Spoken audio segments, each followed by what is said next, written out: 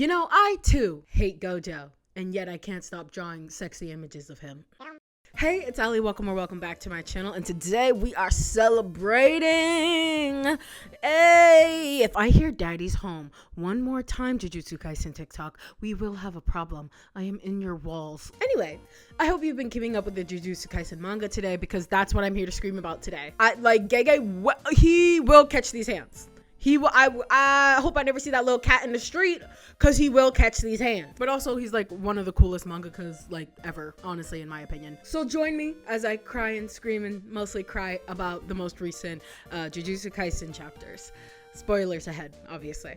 If at any time you like this video, please give it a like and subscribe, because I make videos like this all the time. And let me know down below who your favorite character, dead or alive, is. Let's start a support group. You know, I always say let's start a conversation. No, let's start a support group down below.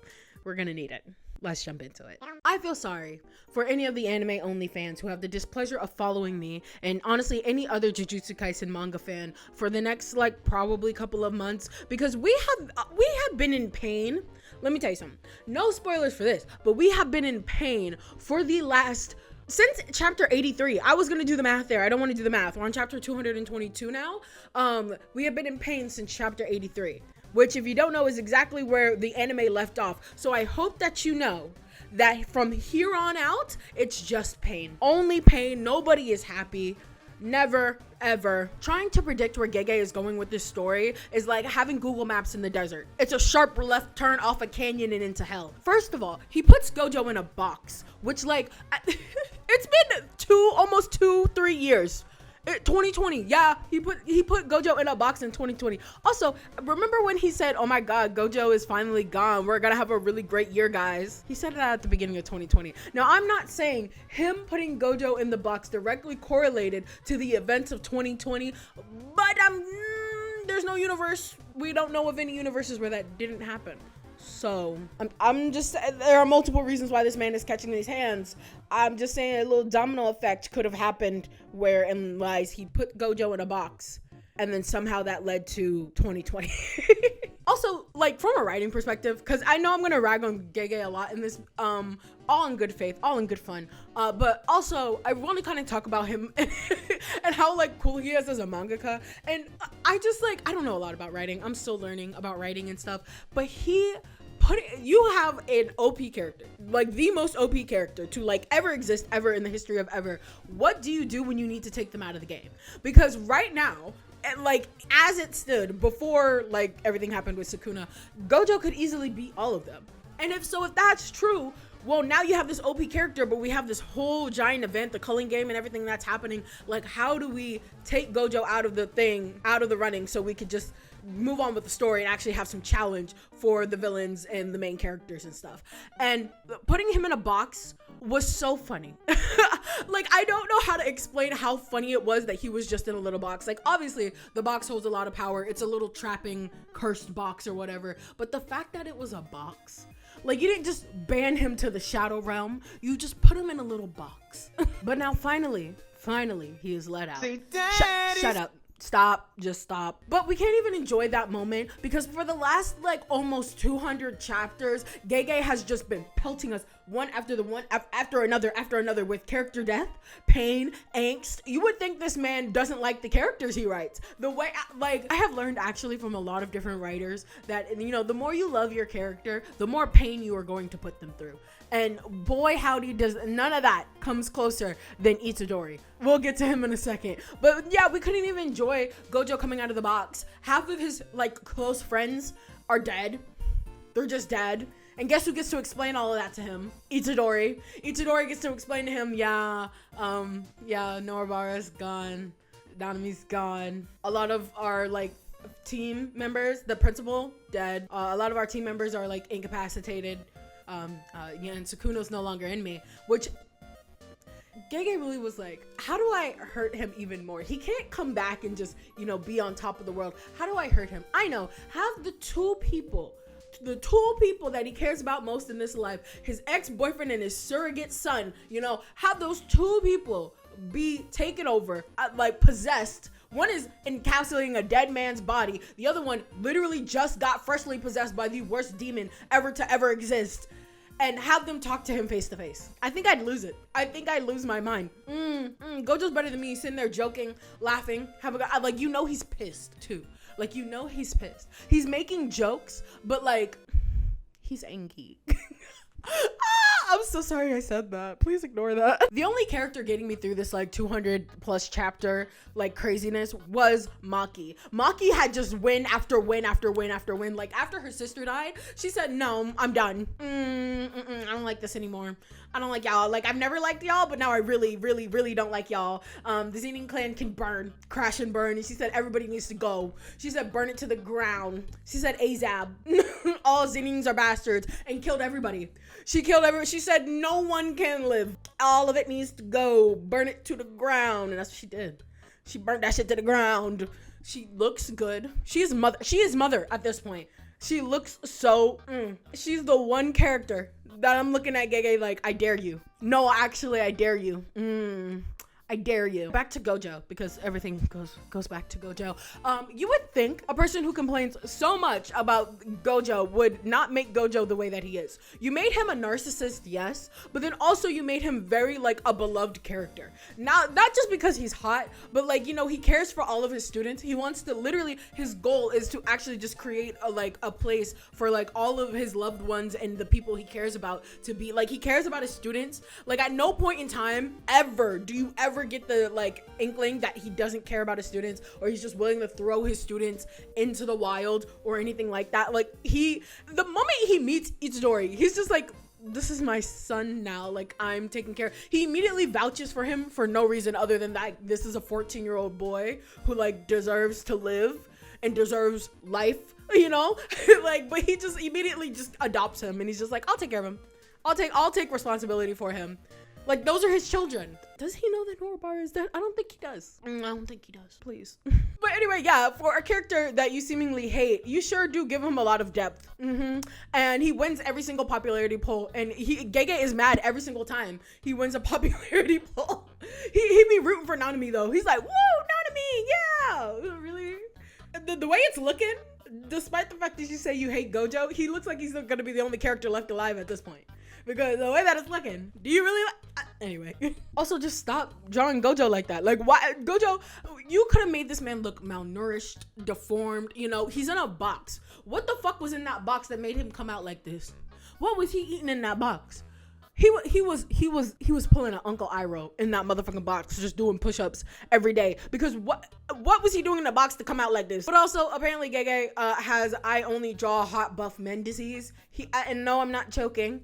He said it himself. I'm not joking. So despite how much he hates Gojo, he can only draw him one way, and that is attractive and buff. And you know what?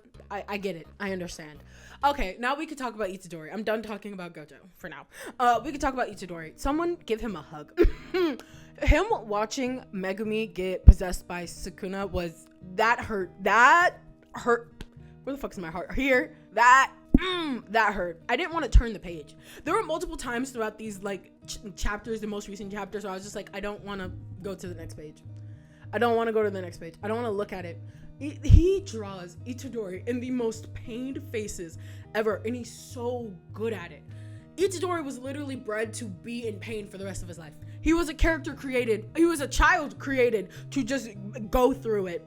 He doesn't deserve this. He feels such immense guilt and the weight of the world on his shoulders that he feels so much responsibility to do this, and so many of his friends are like dying around him, and he's just like, I owe it to these people. Before they were even dead, he was like, I owe it to these people to like win and to like figure this stuff out. And like, luckily he hasn't gone through that like I need to do this on my own type beat. Luckily he's like one of those, he's such a great protagonist. He's baby boy, because he is such a great protagonist in the fact that he's not like, oh, fuck all of y'all, you know, I need to go get better on my own, whatever. He's just, oh, he's such a baby boy. He deserves the world. I don't know if chapter 222 has come out yet, but I've seen leaks for it. Will he ever get a break? Will he ever get a... No. The answer is no. You will never get a break. Watching your best friend get possessed by the demon inside of you, watching the brothers that you never knew you had brothers die, all of them, Your teacher, dead. Your other teacher in a box. Your closest female friend, dead. Gege, we will have a conversation. I have words. But speaking of the most recent chapters, I will applaud Gege again with his writing, the ability to put humor in places where you least expect it. Like, right when the entire Megumi getting possessed thing happened, it was like go. And now we're at a slight slowdown where they're like, oh, we need to get Gojo back, we need to break open this box, blah blah blah. And that's not the place where I expected there to be a slowdown and like a kind of let's calm it down. Like, we've been on 11 for like so long now, we need to bring it back down. And I like wasn't expecting that until the humor came out. Once the humor came out, I was like, oh, like this is a little moment. It's a little filler arc. Well, it's not really a filler arc, but it's a little moment. Like, it's gonna be like, I can like imagine like in the anime, this is gonna be like an entire episode where they just try to get the box open, and it's gonna be funny and it's gonna be cute, and still probably sad because Itadori is still friendless. Like, I really thought bringing Gojo back was going to be this like super serious and like quiet moment, and then we get salmon. And then Angel does her thing and poof, the box is gone. Shoko has just her shades on, chilling in the back, and she's like, maybe we did send him to hell. And Kirara is just like recording the whole thing. For who and for what? I don't know. And also, what would you have recorded? Like a bright blinding light that you can play later and be like, haha, look at you. Like, what was the point of recording that? Anyway, so they're like, oh, the box is gone. Oh, I wonder what happened. And Angel's like, y'all can't blame this on me. This is not my fault. Actually, it's actually your guys as well. She just immediately shifts the blame, and almost like, girl, no one's blaming you. And everyone's like, oh man, I think we killed him. And everyone's like worried, but it was just a contingency plan to put Gojo at the bottom of the fucking ocean. Okay, like that's gonna stop him, all right. Angel, speaking of her, had the funniest moment when they were fighting Megumi Sukuna. I like when she was really one of those girls that was like, this isn't like you, Megumi. I know you know me, that's me. Come back to us, please. Girl. First of all, I don't know. You known this man for like a grand total of like 3 days. Second of all, girl. And she really fell for that shit too. And then Sukuna came up to her. I literally was looking at it like they were like this close, and I was like, I don't want to turn the page. And she got her ass handed to her. She got her ass blasted. Like, girl. So my question is, now that Gojo is back and Sukuna is almost at full power once he does his little bath thingy-mabobber, like, where does Gojo stand with Sukuna in terms of fighting? Like, who do you think is like stronger right now? Like, in terms of the scale of power, do you think like Gojo is stronger right now, or do you think like Sukuna is stronger even though he's still not at his like full peak yet? Just kidding. I don't fucking care. The power system in this manga makes my fucking head spin. Come here. You know how many times I had to reread Kenji's fight to understand what was going on, just to find out that it was just gambling and RPGs? I had to reread that fight too many times to understand what is going on, and I still at the end of the day didn't understand what was going on. Let me tell you something. Let me come even closer. Let me tell you something. I don't watch these shows for the power scaling. It's fun to watch their powers, and I think the powers are very creative in this show. However, I don't ask me to explain. Don't ask me to explain. But you know what? It's okay that I don't understand, because you know who else doesn't understand? Gege himself. Gege himself has gone on record to say that in the beginning, he made all of this shit up as he went along.